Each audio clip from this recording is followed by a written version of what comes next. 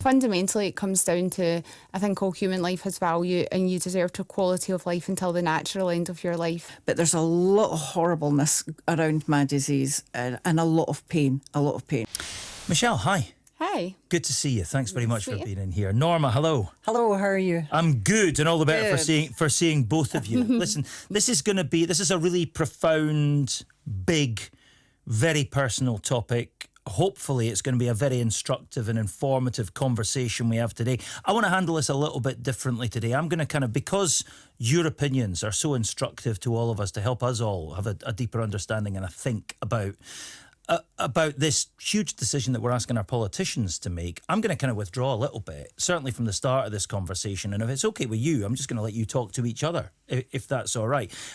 In the interests of that, Michelle, could you start us off? Just speak to Norma and just explain just a little bit about your life and how you've arrived at the decision you've arrived at, because you think you are against this bill passing. Is that right? Tell us why. So basically, back in end of 2019, I was a nurse, had a bit of an accident at work, spinal cord injury, paralysed now from the waist down, and I just didn't deal with it at all well. I actually thought, I can't give back anymore. I can't be the same mother I was. I can't be the same person anymore. Everything, I'm in daily pain every day of my life, and life just changed very dramatically. So back in 2022, start 2022, I had actually joined Dignitas, and actually my intention back then was, I can't live my life being so different now. I'm in constant pain and I just don't want to go on anymore. I want my husband to have a better wife. I want my kids to have somebody better with them. I don't want to have to live in pain. I shouldn't have to suffer, and I don't want to be here anymore. And that was actually where I stood back then. I felt like I was a burden on people and that I didn't have any value. And when I spoke with my husband, he was so angry with me about the whole situation, and spoke to my GP and kind of cut it all down. The GP said to me, suicide's not the answer. You have value. You need some help. So I had a lot of psychological support. Since back, that was 2.5 years ago or so, my physical situation's not changed any. I have other health conditions alongside now, which physically I'm probably in a worse situation, but I realise now that I have value, and I think that every human life has got value. And my concern with the bill is that we're saying that some life is not worth living, whereas others are, and that's kind of my viewpoint. Okay. Norma. I am terminally ill. I have myeloma. This is 9 years for me, which is really well done, because they tell you 5. I'm now on 9, so I'm doing pretty well. And my fear is I don't want to die in pain with my daughter and my grandchildren watching me. That's my huge fear. And that's why I would support this bill. But I would also support it because it's a choice. Nobody would be made to do it. It's your own choice. You get prescription and you take the drug. So no doctor has to help you. Nobody has to help you. You have to be physically fit to do it yourself. You have to be mentally stable, and you have to be terminally ill. And that's the bit that annoys me in discussion, is a lot of people say, oh, what about the disabled? What about, various groups of people? There's only one group of person, and that's a terminally ill person. They're the only people that can access this. And that's why I would want it, because I don't want my family to go through that. I went through that with my dad, and it was a horror story, absolute horror story. The palliative care was wonderful. He'd been in the hospice for 6 months. Wow. You're meant to be in, a couple of days? He was there for 6 months. They loved him, absolutely loved him. But they used to cry because it's every 4 hours, and they're not allowed to top you up in between. You can't get drugs in between every 4 hours. That would be a great change. That would be a game changer, in fact, I think. But he had to lie there for 10 days. It took to die. It was absolute horror. Can't even tell you how bad it was. And I don't want that for my family. I just don't. And I would rather pick a time say goodbye over a barbecue at the weekend and take the drink, go to sleep, nice and peaceful, nice and quiet. You're not having to use a doctor, you're not intruding on anybody else's life, you're just quietly doing it on your own. So I think my kind of concern with that as well is it is obviously called the Assisted Dying Bill for terminally ill, but in regard to the definition that's given within this bill, a terminal condition is one that's advanced and progressive that can't be reversible. So I would fit the criteria of that bill. There are a lot of disabled people who would fit the criteria of that bill because there's no prognosis required with this specific bill. And I feel it's just very broad and quite ill-defined is my personal thought on it. In regard to, I'm sorry that you had to see your dad's going through that. That must have been absolutely horrific. I can't even imagine how awful that would be. And I think that for me, I think these things are an argument. I have seen palliative care done amazingly, but I know palliative care is not always done because you should never have somebody dying in mortal agony, especially in a hospice or a hospital. And I guess my other side that I'm concerned about, just having looked at the medical evidence that's been produced from Oregon, for some people they're taking the tablets, whatever concoction, I know it varies at times, and there are reports of people taking up to 5 days to die, having seizures, the drugs burning them, regurgitation, waking them back up. And I think if your family watch you going through that, why are we not discussing the actual mechanism of death with the oral? Let me just jump in there because there's a slight point of order, or maybe I can lend something to this, because just before we came in the studio, I spoke to Liam MacArthur, who's the MSP who's bringing the bill, and I asked him specifically about that side of it. The reason we can't specify what drugs would be used and how they'd be administered is because that's reserved to Westminster. So that's not in the bill. I asked him also about these issues in Oregon. He was saying that at the very start of the situation in the United States, there were a couple of kind of bumps in the road because of the way that the pharmaceutical industry works there, and some companies were charging exorbitant amounts for the drugs. They had to look to Canada to get some in, and it was not as it should have been.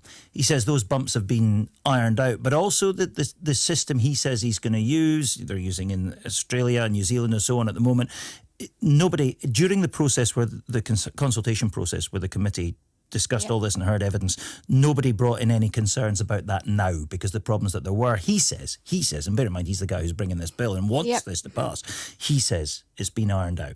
Well, I do hope so. Last year's report from Oregon, you can actually look it up online. The report last year in Oregon, there were 15% complications. 1 in 7 had these complications last year. So that was the end of 2024 report. So my concern is people think, it's obviously horrific if they're dying in hospital, but if these complications are there for, 15% of people, is that actually a dignified death that's being promoted? What do you think about that, Norma? I'm terrified by that, I have to say. I had not heard about that situation in Oregon. I would like to think that's been sorted out, or they're using a different method, because that would scare me. I would certainly not want my family to see that. Too late once you've taken it, I have to say, but I would like to think that when they go through the safety concerns after this vote gets through, then they go through all the other the material. I would like to think they put something in place that's a bit stronger than that. Let me ask you also, Norma, about this issue of being a burden. Michelle spoke quite specifically about that at the start of this, where, Michelle, you said you thought about going to Dignitas I had joined at the start of that. So you can understand where Norma's coming from on this. Absolutely. To an extent. And then after that, through conversations and through time and through perhaps just your mental health improving, I guess, maybe you didn't feel as much of a burden. Norma, what do you feel about that? Because there is a big concern and a big issue in this that people might falsely feel they're a burden on families who don't think they're a burden at all. I think when you're in the position of your last days of life, or within a couple of weeks of life, you would definitely feel like a burden, because a lot of people can't do for themselves. They can't, they're bedridden, they can't do it. You're bound to feel a burden, but I don't think you would feel burden enough to kill yourself if that wasn't your belief in the beginning. Would this be an insurance policy almost for you? If you signed up to it, you can use it if and when you want it. Absolutely, 100%. Right now, my life would be a lot better knowing that I could have a better end, that I could die obviously not in Oregon, but that I could die in a more peaceful manner at my choosing. It's all about choice. You know, if this bill gets through or not gets through, at the end of the day, it's all about choice. If the bill gets through, you choose to do it. You choose to go down that route. Nobody's forcing you. It's absolute choice. So there should be no untoward pressures. You know, it's not like Granny's got dementia, or let's put her in the queue. They can't do that. Dementia, you've got to be sane, you've got to be in charge of your body, you've got to be able to do it all. But it would make my life better now knowing that they're not going to go through that. And it was there if you wanted to do it right at the very end. You know, a large percentage, especially in Canada, they have the prescription in the fridge, but they don't use it. They don't ever use it. It's 1 in 3, I think. Because you probably might not need it. You don't know. Michelle, what do you think about that? My concern is lack of transparency with a lot of the evidence that's actually out there already about the process, what happens. I do understand people thinking they want to have a backup, but I think we've almost promoted self-autonomy to be the most important thing. And I think mental capacity and mental health are obviously two very different things. I had total mental capacity when I felt how I felt. My mental health had skydived massively. And people who are living with terminal conditions and disabilities as well, it's known that there's a much higher rate of suicidal ideation. So it's not just necessarily external coercion, but I think like the self-coercion of feeling that you are a burden. I mean, 47% of people in Oregon reported that was a contributing factor to why they did it. Yeah, I mean, you bring up the mental health issue. I mean, do you think almost like you weren't you when you were making these, when you had these thoughts about going to Dignitas? That wasn't the real you. It was just a very dark place that you were in. I was in a dark place, but it was still me. I think for me, I had always been, I was an intensive care nurse. I had 4 children. I was a caregiver. I was one that did everything for people. And all of a sudden, I had no control over my own bowel, my bladder. I can't stand up. I can't do the most basic things I would not have even thought twice about before. And I think it was the fear of what does life now look like, and so focused on what I couldn't do, rather than actually understanding that I had value, not because of what my ability. I didn't only have value because I could walk or because I could control my bowel and my bladder. I had value on account of being a person. And I guess my fear in a lot of ways is this is quite utilitarian. Like if you can no longer do that, then do you know what? You should just be gone. No, I don't think like that at all. Yeah. Absolutely don't. I definitely see where you're coming from. What you've went through was horrible. And I'm glad you're certainly out the other side of it. But I don't feel like that at all. Absolutely. I just feel that everybody should have a choice. And that choice for me would be that. And I would be jumping hoops if I could get that prescription put in my fridge. I would be absolutely. And I know a lot of terminal ill people that feel the same. But I also know a lot of people that are on the cusp of it. But I think if you've seen somebody die in a horrific circumstance, you must give it some headroom. You must give it some thought. You know, let's vote it through and then the choice is yours. Just because it's voted through doesn't mean that you have to use it.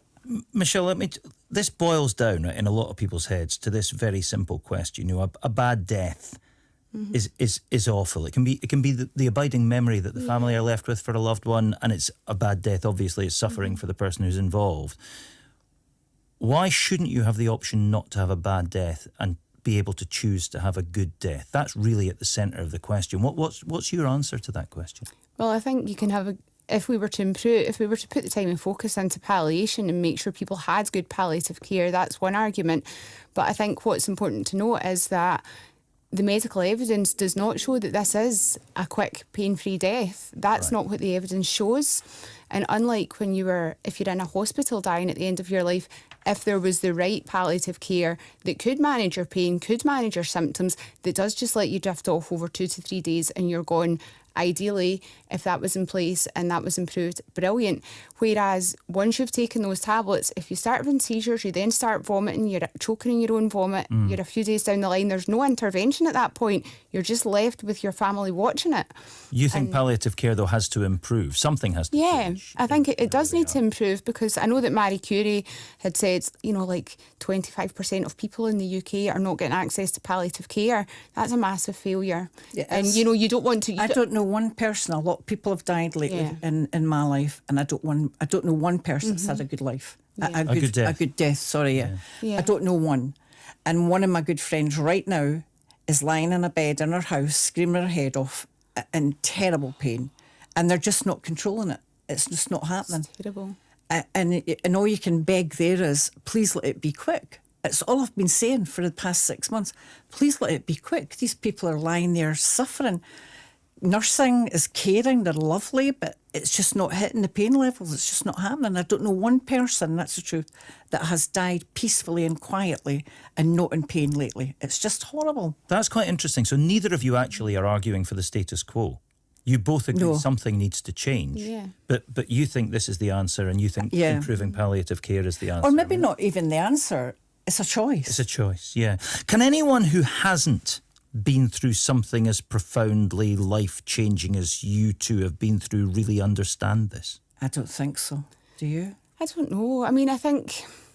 Do you know what I get a lot? In some ways, but then I think people mean well, but like I can't understand what you're going through because I'm not in your situation and I've not witnessed what you've witnessed. A lot of people will say, if you're talking about terminally ill, and a lot of people say, oh, you've got to die sometime. Or everybody dies. And I said, yeah, but I'm in the queue.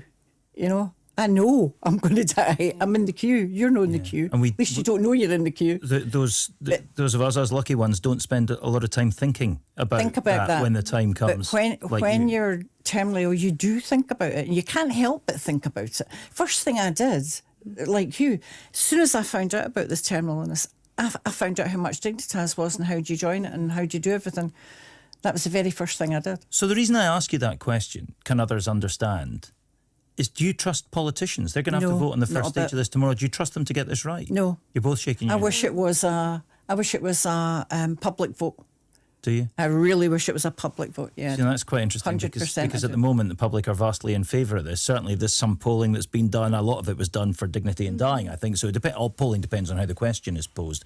It was 78% in one poll in favour. But Tony Blair spoke about how the public can have one decision if you explain a question to them in 30 seconds and a very different decision if you take 3 minutes to explain it. I just wonder if people think long and hard enough about this. Michelle, you didn't answer that. Do you trust the politicians to honestly, I don't decision? know. I kind of feel like there's just not enough honesty and transparency out there in regard to the evidence of, like, most people don't know. And I've spoken, lots of friends I have are very for this bill, and they're of the opinion, oh, you just take a pill and then you're gone within half an hour, you're peaceful, pain-free, it's dignified. And I feel like, let's know exactly what this is so that people are aware if you're signing up for it. Is there any form of assisted dying that would be acceptable to you? Or is it just an absolutely for me, fundamental? I think fundamentally it comes down to, I think all human life has value and you deserve a quality of life until the natural end of your life. So I think for me, there's not going to be a method. I mean, I would, admittedly, if there was going to be a choice of euthanasia or oral induced with drugs, absolutely I would say, well, I would be going for the IV route, euthanasia, doctor doing it to me, if I was ever going to go down that route, purely because less suffering, less complication happening. But for me, fundamentally, I just think because I think it's just taken away from the value of human life personally, and I don't think that we should be making a choice to end our own lives. I know people can, and you know, ultimately it's up to themselves, but I don't think autonomy is the most important thing at the end of the day. Right, and Norma, let me just ask you that question. So I'm asking you both if you effectively, you know, can after tomorrow, what do you think? So I mean, if this doesn't go through, this bill doesn't go through ultimately, doesn't get right through to legislation, I mean, we'll keep going. You'll keep. So how open can this be, do you think? At the moment, it's reasonably, actually, it's quite vague in who applies to this and what conditions you need to have. But you know, how much is too much? How much is too much in terms of who this would be available to? That's an easy. Is this bill right? Yeah. Is it well worded? Does it need to be Terminally ill. That's it. It's very simple. You have to be terminally ill. That's it. It's an easy choice, I think. I don't want to live my life to its natural end. It's going to be horrible for me. I know that. I'm very, very lucky I'm sitting here. I'm one of the healthier myeloma patients, if you like. But there's a lot of horribleness around my disease and a lot of pain, I don't want it to go on for weeks like that in a hospice or in a hospital. I don't want that. I want it to end when it's my choice, when I'm fit enough, when I've said goodbye to my family, and I can do it then. I don't want it to go on for weeks and weeks and weeks like that. You've both given this an enormous amount of thought, clearly, and I feel slightly humbled sharing the studio listening to you. I think it's a really interesting, really profound discussion. I don't expect you to have changed your minds in the course of the last 20-odd minutes, but no, but it's nice to. Can you understand nice to hear can you another, empathise with each other? I would have said no. In fact, I did say no before I came here. I said, no, I can't understand somebody that wouldn't want to help me have an easier death. Why would somebody not want to help me have an easier death? But can you empathise with what Michelle has said? But now that I've met you and I hear your story, yes, absolutely, 100%. Of course I do. Yeah. Michelle? And I understand how you feel about it. Like, I can absolutely understand, like, from your past experience with your dad, that must have been horrendous. I just can't. I'm just so sorry that happened. It's and what you're going through now, Michelle, it's a few people now this year. That's the thing. I mean, Horrible. if you're hearing a quarter of people are not getting access to proper palliative care, can absolutely understand. I know. Absolutely. My friends, mum and dad didn't get any palliative care. I mean, they had to carry her into a hospital, and it's horrific. That's awful. Well, look, whereas if you've got a choice, you can sort yourself out. Look, we're going to have to leave it there. It's been a really fascinating and valuable, I think, conversation. Thank you both. Michelle, thank you. Thank you. Thanks for having me. It's been great. And Norma, it's been lovely to meet you. Yeah, we'll be too. friends now. Yeah. Yeah, Norma, thank you as well. Thank you for having us. That's great. Yeah, it's been a pleasure and a privilege listening to both of you. Thank you. So, Martin, before we go any further, it's just really important to give out some information given the content of that conversation. And that is, if you are suffering distress or despair and need support, including urgent support, or if you need advice and support with bereavement or other issues that we have discussed today, a list of organisations that can help is available at bbc.co.uk/action line, or you can call for free to hear recorded information on 0800 066 066. Just really important that we state that right there. Yeah. What did you make of what we've heard, though? It was quite something, wasn't it?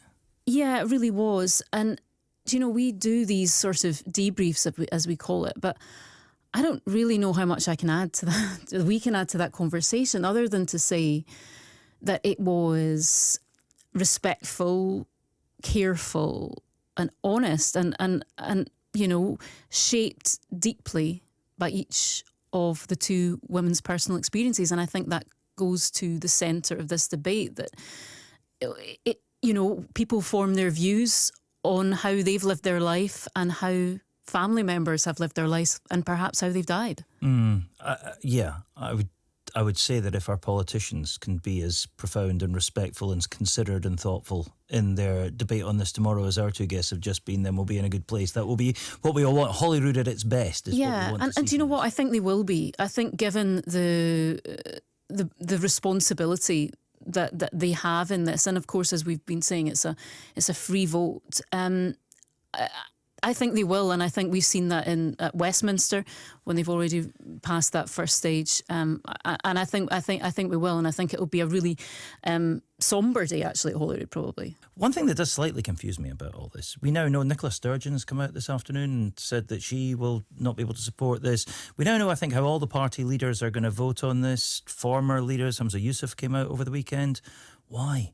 If it's a free vote, what are you trying to do? I mean, why do we need to know what John Swinney or what Anna Sarwar or what Alex Cole-Hamilton thinks about this? If you're trying not to influence the members of your parliamentary group, then what are you telling us for? Just vote and keep quiet. Yeah, I mean, I suppose they would say that they owe it to their constituents. They don't want to sort of, I guess, blindside constituents. They want to be upfront about what they're thinking. You can do that after.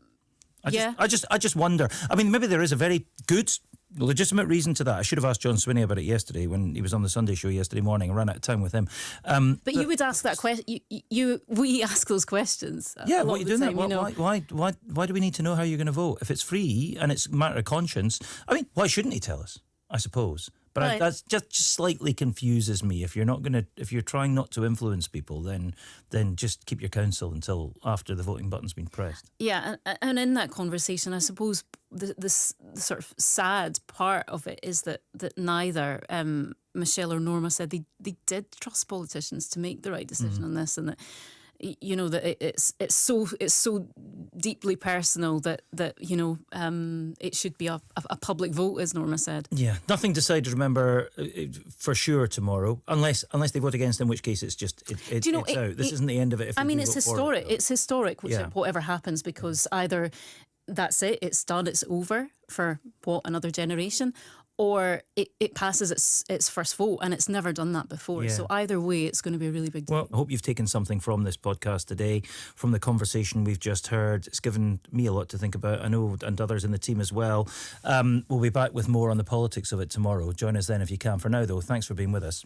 Bye-bye. Bye-bye.